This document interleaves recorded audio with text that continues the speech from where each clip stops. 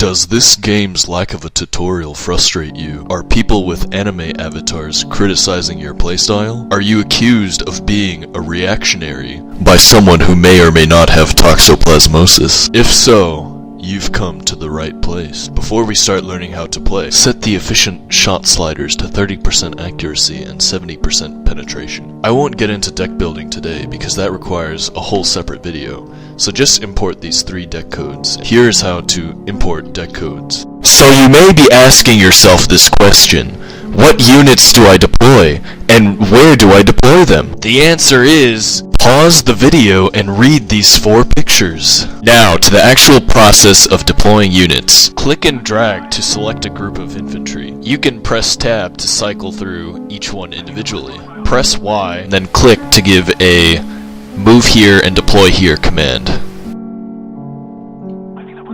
You can select all your units and hold shift to see what orders they have been given.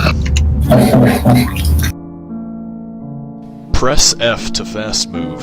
This is incredibly useful when you want to break through an enemy position in the fastest way possible.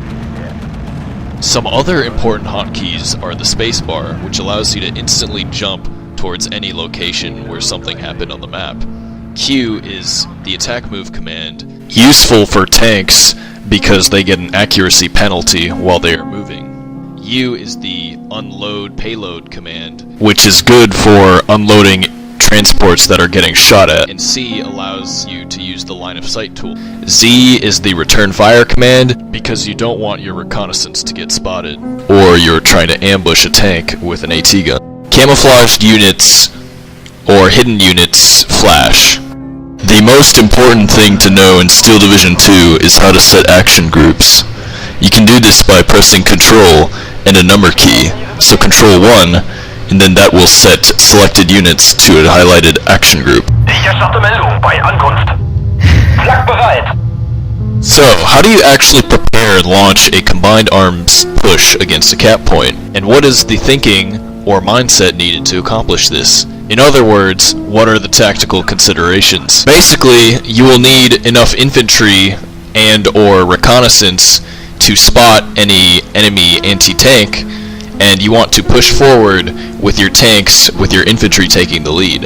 At this point, you can probably notice that I'm getting really bored describing the controls of Steel Division 2. How about instead we analyze some gameplay footage and see the types of strategies that you may want to consider.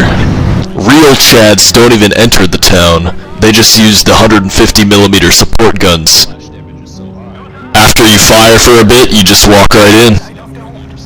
For today's tutorial, we are going to look at some 9th Cavalry town gameplay on Slutsk. I went for the standard opening of fast flame troops and Saperi to secure the early ground, but what I didn't know was that my opponents were planning on rushing me with autocannon tanks. 2 Shermans fell before their 20mm raft, and soon a gaping hole was torn into my front line. I rushed Kazaki with their Chad AT rifles to stem their advance. However, due to skilled micro, I was able to save my commander. After this brief brush with disaster, I was able to stabilize my lines with hordes of cheap infantry and some Shermans. I was then able to slowly push my opponent back as I flooded my lines with Mongolian hordes, backed by hordes of tanks and leaders. And keep in mind, this was all done under withering artillery fire. However, I brought in some of my own artillery, and my opponent began to waste his shells on counter battery, while I again began to push forwards, ending in my capture of the whole town with layers upon layers of infantry.